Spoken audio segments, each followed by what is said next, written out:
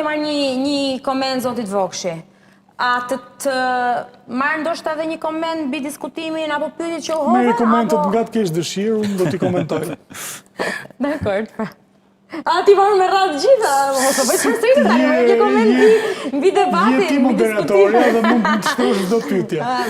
Atëherë, Migeni me shumë të drejtë shtron pyetjen. I thot zonjës Kuçana, me që kemi si përfaqësuese të Partisë Demokratike nëpërmjet Këshillit Kombëtar, dakord problematika që zoti Rama thot ai 4 mandate nuk është normale. Zgjidhja, çfarë ofron Partia Demokratike për ta zgjidhur këtë ngërç? Për të cilat të quhet rotacion, për të Shiko çfarë duhet të sqarojmë. Ka potencialisht 1 milion opozitar. Edhe në zgjedhjet e fundit kanë 1 milion opozitar, pra njerëz me tendencë opozitare. Po sa jemi gjithsej opozitare? Më lejo ta shteroj. Edhe në zgjedhjet e fundit partitë e opozitës kanë marrë 700.000 vota pavarësisht të ndara në përkuti të ndryshme. Pra kanë qenë 700.000 vota që kanë qenë kundër Edi Ramës. Edhe 300.000 tjerë janë potencialisht kundër Edi Ramës nëse do të shohin një lloj komunikimi dhe përfaqësimi. Zoti Berisha përfaqëson dhe unifikon 400.000 demokrat, por nuk mund të unifikojë 1 milion opozitar. Dhe ky është thelbi i krizës. Pra kjo është kriza e madhe politike. Pse nuk i unifikon? Nuk mund të unifikojë sepse nuk ka legjitimitet të përfaqësimit. Nuk dit komunikoj më, është jashtë me akuzat politike për gjithë shka dhe për çdo mis dhe buburrec që i kalon afër akuzonësit lidhur me Edi Ramën, është jashtë bashkëkohësisë, se ne kemi ndjekur politikën, i kanë bërë një pyetje në vitin 2005, i tha pse i more ti të rit, edhe i futën në kabinet, ndërkohë leja jashtë kabinetit Bamir Topin edhe shokët e tij, sepse ata kanë përvojën. Dhe përgjigjja e këtij ishte kjo. Ata vërtet të rritë nuk kanë përvojën, për kanë bashkohësinë.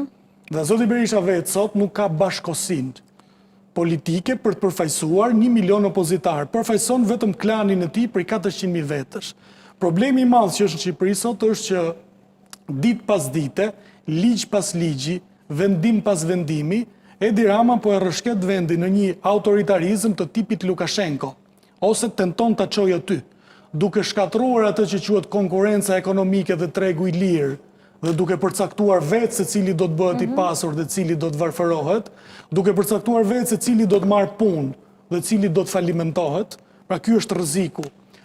Dhe kjo ka nevojë për disa barriera të përfaqësimit, ka nevojë për zgjerimin e përfaqësimit opozitar dhe ka nevojë për ta ndaluar dhe për ta konkuruar këtë lloj tendencë dhe plani të qartë të Edi Ramës. Çfarë bën autoritarizmi? A do ta bëj një pyetje pas se shkosh te autoritarizmi apo mirë? Ta mbaroj me një fjali. Së është shumë e shkurtër. Autoritarizmi duke shkatruar tregun dhe konkurrencën ekonomike, çon në varfërim të njerëzve.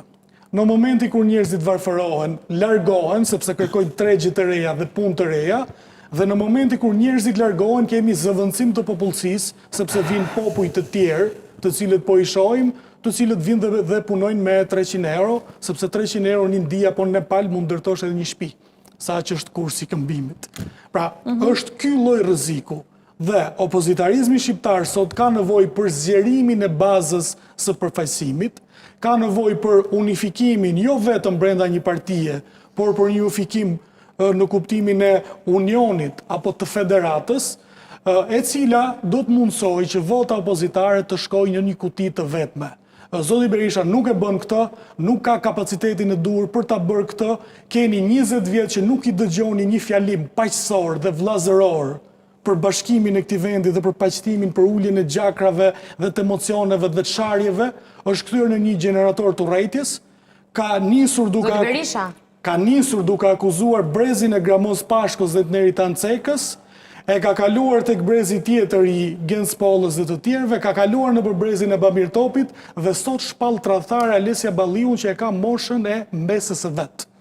Pra një gjenerator shumë i fuqishëm urrëtie dhe fyrje dhe poshtrimi të qenjes njerëzore, i cili nuk mund të përfaqësoj vlerat e djatha jo, sepse këto janë sifate dhe zakone të organizatave bazë të Partisë Komuniste, nuk kanë të bëjnë me vlerat e së djathës, sepse e djatha ka në thelb respektin për qenjen njerëzore, duke konsideruar me dinjitet të dhuruar nga Zoti, dhe ti nuk je askush për ta poshtruar dhe denigruar. A është mjedisi politik i ashpër në Shqipëri? Është shumë mjedisi politik shumë i ashpër. Ndoshta për një nuk dua ta idealizoj ndoshta. Mjedisi politik është shumë i ashpër me kontributin kryesor edhe të personit për cilin po Se ne flas. shkojmë në vende perëndimore që shohim protesta marrin Francë, në Greqi protesta shumë nuk është afër, agresivitet. që djegin makina, Protesta nuk është agresivitet. dhe janë vende goxha demokratike nga cilat Protesta, marrim edhe nëse- pjesë. edhe Sot për nëse- shembull nuk e di nëse nuk është pe e. Donald Trump kishte hedhur një video nëpërmjet inteligjencës qartësojmë, artificiale që moderatorin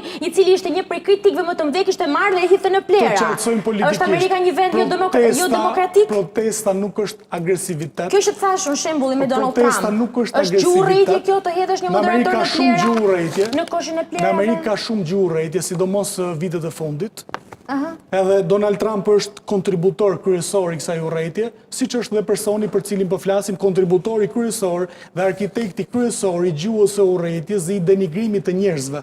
Duke qenë kështu, nuk ka asnjë mundësi për të bashkuar 1 milion opozitar, bashkon vetëm 400.000 demokrat. Dede Është kishte vërtet. një replikë, do të Jo. bëja një pyetje, por nga një Bëni fjali më pyetje, shkove, do ta më bëni shkove në pyetje, bëni pjedestal. pyetje, nuk ka problemi, s'unë durova Jo, po që të flas. me që kishe një replikë Nuk ka problem.